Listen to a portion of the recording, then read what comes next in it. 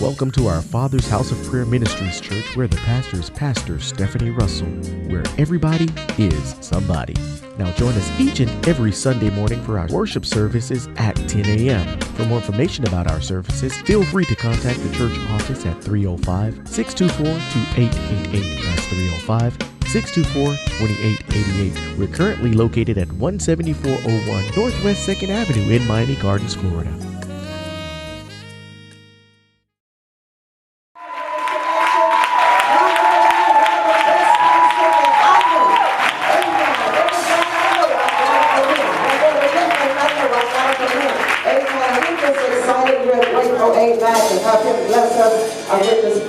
Bless us with that which God has imparted in him today. And I believe that only that I will be blessed, but I believe that if you open your heart and your spirit, that you will be blessed as well.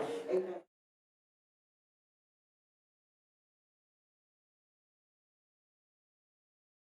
Died, the light of Israel would go out. But David wants to be perfectly clear that he's really not the light. That if there's any light-like qualities in him, it's because he's reflecting on the real light.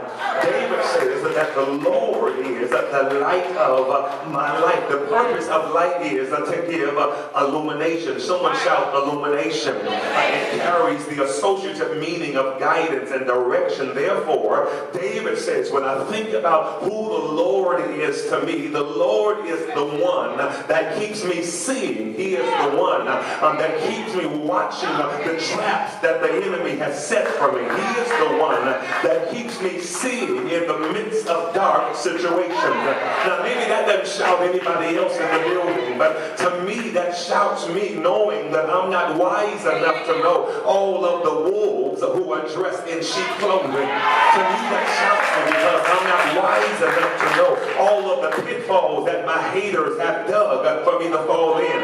But the truth of the matter is, I don't have to know it in the natural because it is the Lord that keeps me seeing that no matter what dark environment I may find myself in. David says that the Lord is my light. And if the Lord is your light tonight, you have a major reason to give God praise. David says that the Lord is not only my light, but he says that the Lord is my salvation. Someone shout salvation. This word in the Hebrew, salvation, carries the thought of deliverance or safety. David says that the Lord is not only the one who's kept me seeing, but the Lord is the one who's kept me safe. That's significant because if this psalm was written before David got to the throne, he's remembering the adventures in the pasture. If this psalm was written when David was an octogenarian, he's remembering the adventures in the pasture, palace. But whenever it was written, David says, whether I was in the pasture fanning flies off my father's flock or in the palace dodging javelins from Saul, it has been the Lord that has kept me safe all of my life. I came to tell somebody tonight that if you've been able to make it through this life without being shot, without being stabbed, without being murdered, molested, or raped, without being accosted, it's not because you've been hanging out in such wonderful neighborhoods. It's only been because the Lord has been watching over you. If you've been able to go to your house and sleep at night when thieves and robbers have been patrolling up and down your sidewalk and your house has not been invaded, it's not the AT&T or ADD alarm system. It's because the Lord has kept you safe. If you've been able to drive over these dangerous highways in South Florida and have not had a major accident, it's not because of your driving skills. It is only because you serve a God who's kept you safe. And somebody in the church tonight needs to give God crazy praise because he's not only kept you safe, you serve a God who's kept you safe. I feel like preaching already. Mama says he kept me through seen and unseen dangers. In other words, through many dangers, toils, and snags I've already come. It was nothing but grace that brought me safe this far, and grace will lead me on. David says, Pastor, if you want to know who the Lord is to me, the Lord is my light. He's not only my light, but he's my salvation. As my light, he's kept me seeing. As my salvation, he's kept me safe. But then he says in verse He is the strength of my life. Of course, that word strength that I can teach tonight carries the thought of a stronghold or a place of refuge. It connotes a place where one can go in and get refueled. David says, it's the Lord that has kept me strong. Can the church shout strong? Please follow the chronological order of the text. David says, the Lord has kept me singing. The Lord has kept me safe. But then the Lord has kept me strong. The Lord has kept me seeing where my pitfalls were. The Lord has kept me safe from the adversary. But every now and then when I felt like throwing in the towel, when I felt like giving up, when I felt like waving the white flag, when I felt like surrendering, when I felt like leaving the place where God had ordained me to be, it was the Lord that kept me strong. It was the Lord that infused his power into my particular body when I felt like giving up. Am I talking to anybody? Can anybody tonight look back over your life and admit there has been times when you were void of strength, void of power? Can anybody besides me look back over your life and admit that you have felt like throwing in the towel? But I'm so glad tonight that every time you felt like walking out, every time you felt like giving up, in the midst of your weakness, his power manifested in your life, and the Lord has kept you strong.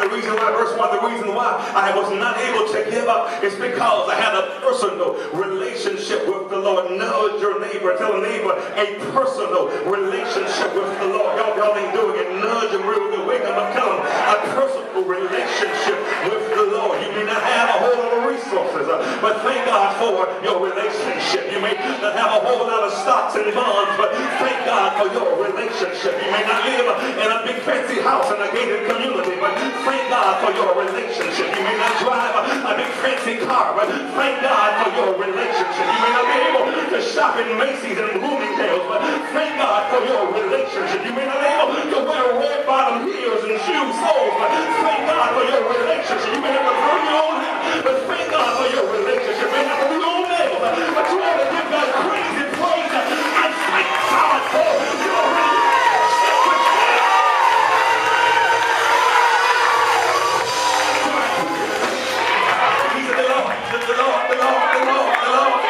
The Lord is, he's my life. I mean, verse 1, it's my salvation. The Lord is the strength of my life. The reason why, Sister Willie, I was able to not give up and hold faith in God was because I had a personal relationship with the Lord. But look at verse 2 and 3. David says, secondly, it was born not only out of my personal relationship with the Lord, my confidence in God was born out of my past reliance on God. Repeat that, say, my past reliance on God. Verse 2 and 3, he says, when the wicked, even mine enemies and my foes came upon me, they eat up my flesh. And I just walked through the text tonight. They stumbled and fell. Though a host should encamp against me, my heart shall not fear. Though war should rise against me, even in this will I be confident. David not only had a personal relationship with God, but Brother Blunt, he had a past reliance on God. David in verse number 2 and 3, for those who are taking notes, he recalled what I call expired experiences with God. David starts telling us about expired experiences with God. In verses 2 and verse 3, David talks about being the recipient of bygone blessings. In other words, he talks about what the Lord has done for him in the past. In verse number 1, David uses words like the Lord is my life. He uses words that the Lord is the strength of my life. However, in verse number 2 and 3, he changes the tense of the verb. He no longer talks about what the Lord is. He talks about what the Lord has done. In verse 2 and 3, if I can teach tonight, he uses words like when and came and stumbled to suggest an action in the past. David presses the rewind button of his mind. He talks about what the Lord has already done. David, he's confident of what God can do in the future because he's cognizant of what God has done in the past. Because David knew if you recognize what God has done, you are able to know what God can do somebody right now, the reason why you have faith in the future is because you have a memory from the past. The reason why you know God will come through is because you know that God has come through. The reason why you know that God will dry eyes is because God has dried eyes. The reason why you know God will pay bills is because you know He has paid bills. Y'all ain't got it yet. The reason why you know that God will fix it because God has already fixed it. And I wish I was talking to somebody tonight who can look back over your life and give God crazy praise because in your past, God sure enough has been good. In fact, stop by with your neighbor. Tell him, neighbor, I know He's been good to me. I can't tell you how many times I was down to my last dime. I can't tell you how many times the devil had me where he wanted me. I can't tell you how many times I cried tears for water. I can't tell you how many times the devil had his foot on my throat. But every time when the devil had me right where he wanted me, the hand of God stepped in and made a way out of it.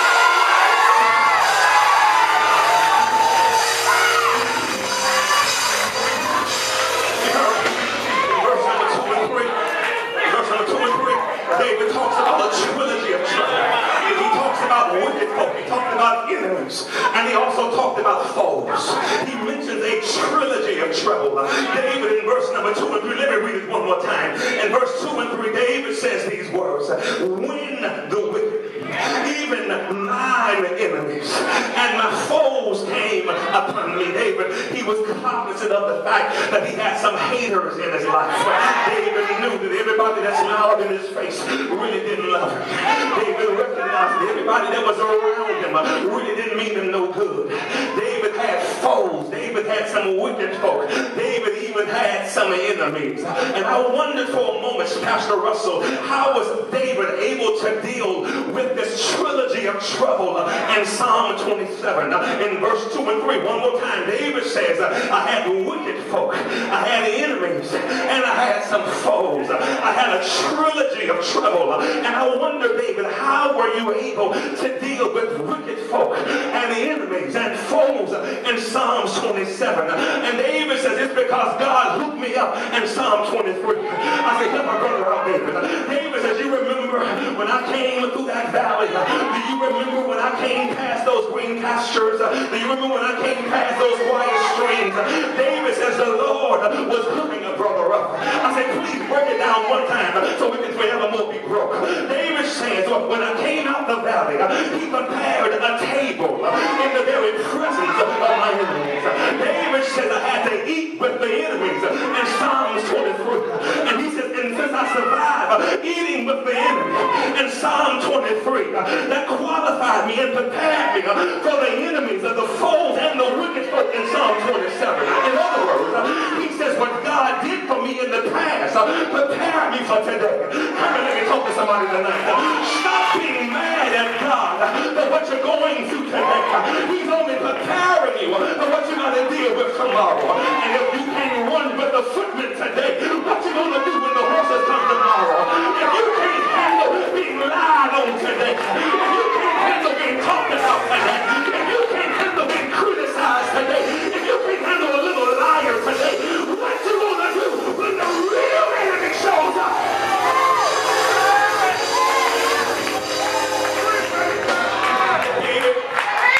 David talks about enemy. When you look at, I'm in verse 2 and 3. When you look at verse 2 and 3, David says they came to destroy me. But David says they failed and I didn't have to fight. They waged war and I didn't have to worry. They pitched a tent, but I didn't even panic. Y'all didn't hear me. David says my enemies failed and I didn't have to fight. They waged the war, but I didn't even have to worry. They pitched a tent, and I didn't even have to panic.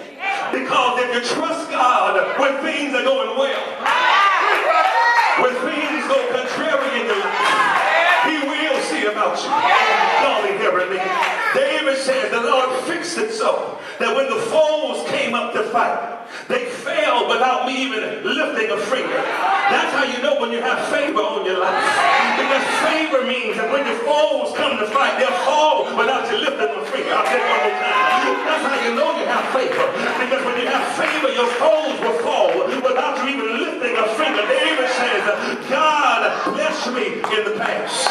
David says, Pastor Russell, the reason why I was able to hold on to my faith, number one was because I had a personal relationship with the Lord. The Lord is my life. He's my salvation. The Lord was the strength of my life. Not only did I have a personal relationship with the Lord, but my confidence in God was born out of a past reliance on God. I was able to press the rewind button in my mind and remember what the Lord had already done. I remember how my enemies came up against me and how one by one they came one way but left 7 different ways. He said, but last but not least, this confidence I had in God was born out of a promised reinforcement from God.